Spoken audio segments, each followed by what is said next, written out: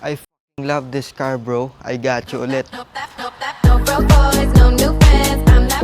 This is my favorite car, 2009 Subaru Impreza RS STI inspired. Sa exterior, meron kang fresh original paint, auto-retractable side mirrors, 18 inches SSR wheels, naka-semi-slick na tires. At dito naman sa harap, projector headlights, may mga palikpik dito, LED fog lamps, Varis carbon hood, carbon grille at STI emblem kasi nga STI inspired siya. Under the hood naman, meron ka ditong super stock na EJ20 engine, naturally aspirated siya, automatic transmission at syempre all-wheel drive. At may ilang upgrades na rin tulad ng unequal headers, naka STI na rod cap, STI oil cap, Cusco strut at STI na covers. At syempre, pag naka unequal headers, talagang Rumble King yan.